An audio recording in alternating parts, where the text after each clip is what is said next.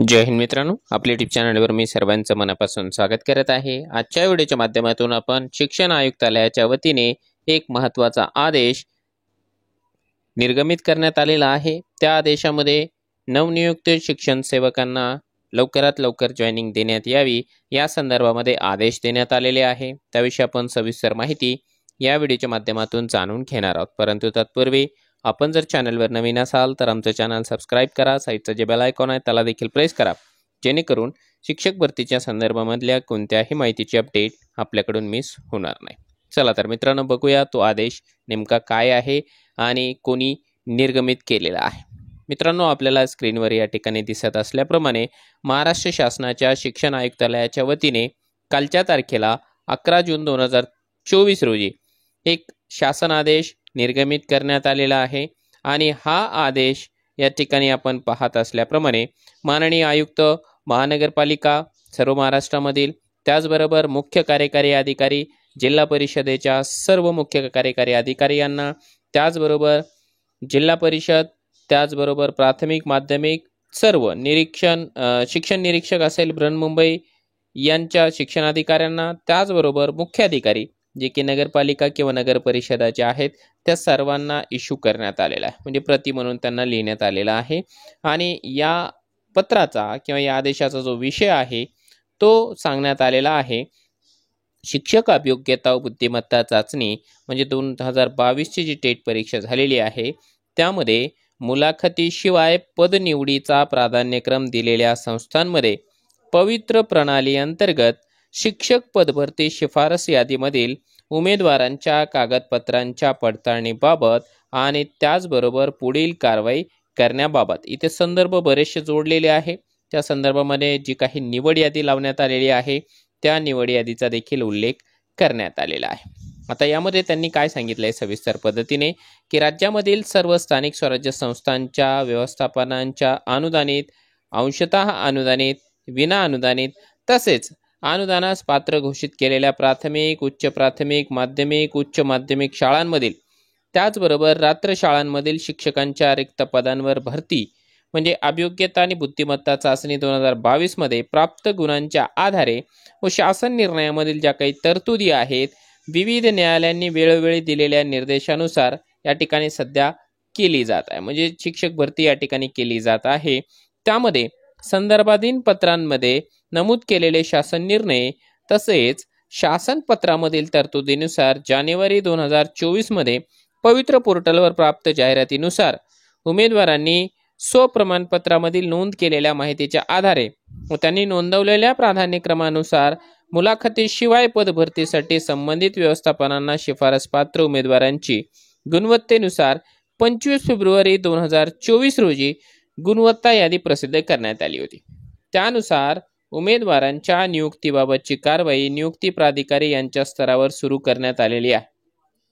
आता त्यामध्ये डॉक्युमेंट व्हेरिफिकेशनची जी काही प्रोसेस आहे ती ऑलरेडी कंप्लीट करण्यात आलेली आहे। दरम्यानच्या कालावधीमध्ये लोकसभेची आचारसंहिता लागू झाली होती, त्या अनुषंगाने संदर्भ क्रमांक 4 अन्वये त्या जिल्ह्यातील मतदानाची प्रक्रिया पूर्ण झाल्यानंतर नियुक्ती देण्याची कारवाई सक्षम प्राधिकाऱ्यांनी करण्याबाबत यापूर्वी या कार्यालयाचे संदर्भ पत्र क्रमांक 5 अन्वये कळवण्यात आलेले आहे। म्हणजे आपल्या सर्वांना कल्पना असल्याप्रमाणे अगोदर लोकसभेच्या आदर्श आचारसंहितेचा अडथळा आला होता, त्यामुळे भरतीवरती जे आहे टेम्पररी स्टे आला होता।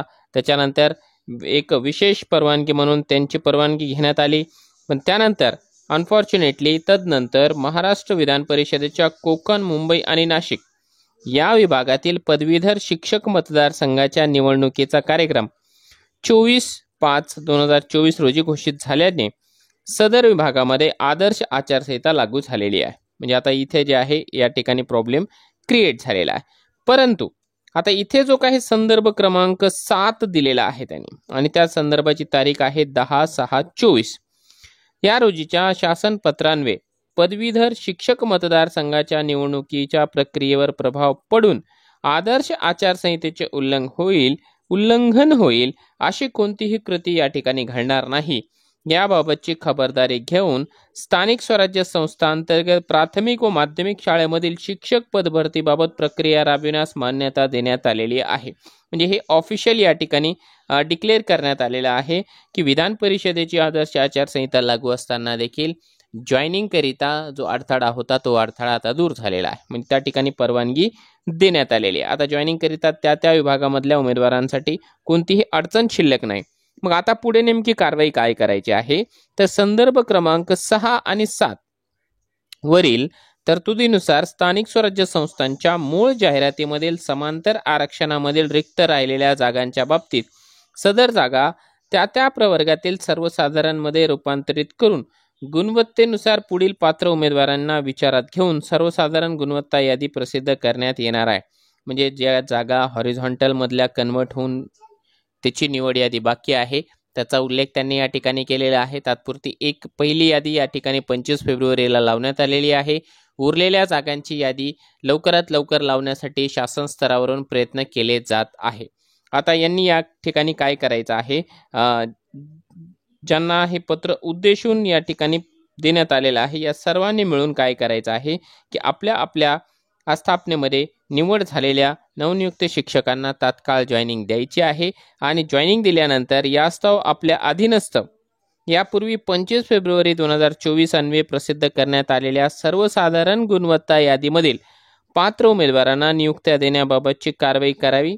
तसेच पवित्र पोर्टलवर शिक्षणाधिकारी प्रशासन अधिकारी यांचं जो लॉग इन आहे ॲप्लिकंट जॉईनिंग स्टेटस हे जे मेनू आहे त्या ठिकाणी या सुविधेचा वापर करायचा आहे आणि उमेदवारांच्या रुजू अहवालाची नोंद पोर्टलवर करायची आहे आणि केलेली जी कारवाई आहे त्या कारवाईची माहिती आयुक्तालयाला या ठिकाणी अवगत करायची आहे.